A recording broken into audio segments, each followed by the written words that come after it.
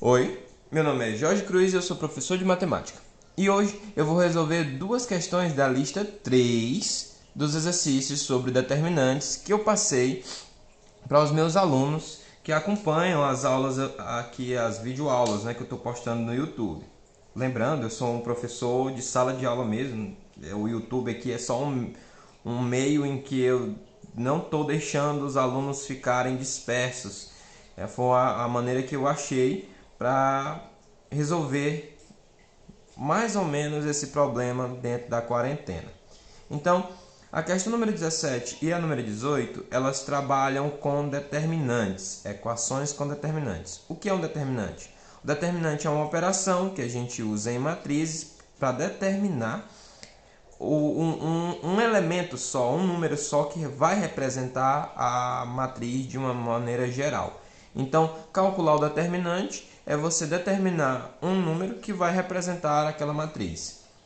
Aqui a gente, na questão número 17, ele pede para a gente determinar o valor do x nessa equação. Essa equação é determinante de um lado, determinante do outro, né? Determinante no primeiro membro, determinante no segundo.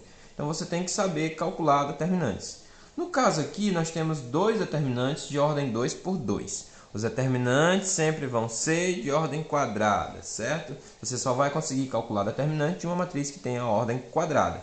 Eu vou resolver aqui esses dois probleminhas, o 17 e o 18, que é para sanar algumas dúvidas. Então, bora lá.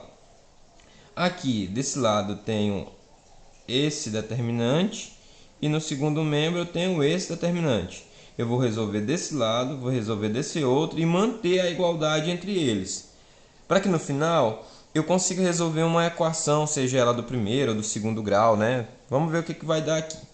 Então, para calcular o determinante de uma matriz de ordem 2 por 2, a gente faz a multiplicação dos elementos da diagonal principal menos a multiplicação dos elementos da diagonal secundária. Então, vai ficar assim, 4x mais 2 menos 3, 2x menos 1. E do outro lado, nós teremos x vezes 3, 3x, menos 8 vezes 2, 16. Aqui eu vou ter que fazer uma distribuição multiplicativa, né? Aquele que o elemento que está fora do parêntese se distribui para todos os elementos de dentro. Então, vamos lá, multiplicar por x, multiplicar por 2. Então, vai ficar 4x mais 8. E aqui, menos 3 vezes 2 dá menos 6x. E menos 3 vezes menos 1 dá mais 3. Igual a 3x menos 16. Vou operar o que tem x, né? E o que não tem. Então, vai ficar 4x com menos 6x vai ficar menos 2x. E 8 mais 3 vai ficar 11. Igual a 3x menos 16. Vou passar o que tem x para um lado, o que não tem x para o outro. Isso aqui é uma equação do primeiro grau. A gente resolve isolando a variável. Então, vai ficar menos 2x. Vem para cá, o menos 3x igual a menos 16 menos 11. Fiquem atentos com essa passagem de elementos de um lado para o outro, porque ela troca não é o sinal, viu? Muita gente erra achando que é o sinal que troca. É uma coincidência o sinal negativo trocar para positivo e o positivo trocar para negativo. Mas o que está acontecendo mesmo é que tem uma inversão da operação. Aí, como a operação oposta da soma é a subtração e a da subtração é a soma, aí a gente pensa que está trocando o sinal.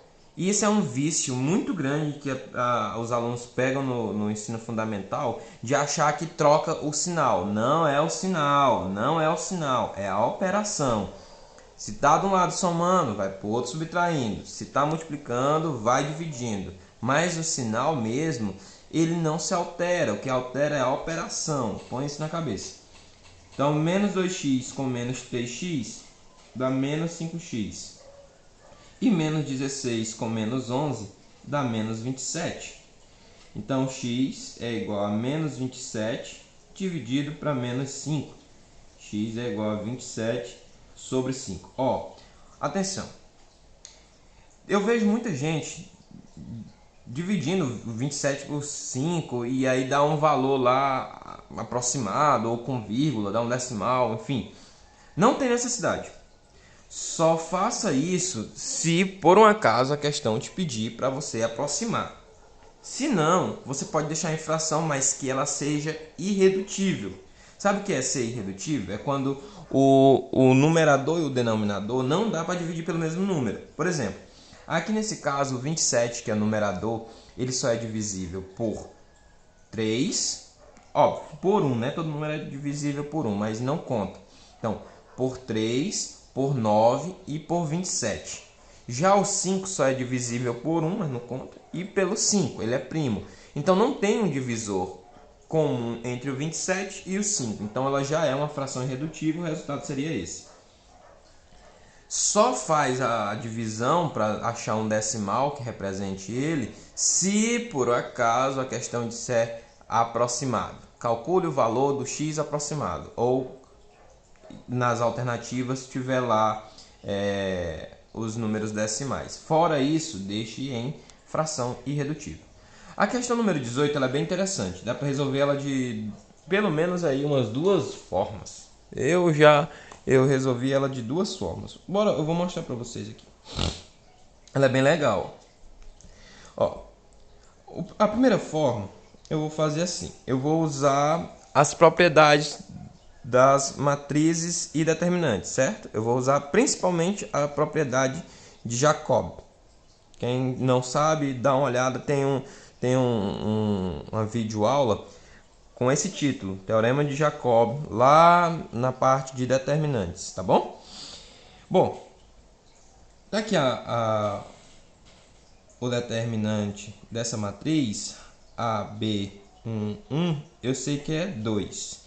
E ele está perguntando quanto é que vai ser esse determinante dessa matriz. 3A mais 1, 3B mais 1, 2 e 2. Ó, eu tenho uma propriedade do determinante que diz que se eu multiplicar uma linha ou uma coluna por um número, o determinante, o resultado do determinante vai ser multiplicado por aquele número que eu multipliquei a linha. Então, eu vou multiplicar essa primeira linha aqui por 3. Eu vou multiplicar por 3. Obviamente, se eu multiplicar essa primeira linha por 3, o determinante, o resultado, também vai ser multiplicado por 3. Então, fica assim, ó. 3A, 3B, 1 e 1. Eu estou multiplicando só uma linha, viu? E 2 vezes 3. Ou seja, 3A, 3B, 1 é igual a 6. Bom, daí segue o seguinte. Daqui eu uso o teorema de Jacob, que diz que eu posso somar ou subtrair duas linhas ou duas colunas sem que o determinante se altere, né? Sem que o resultado do determinante se altere. Então eu vou aproveitar e vou somar a segunda linha com a primeira. Então vai ficar assim, ó. 3A mais 1, 3B mais 1.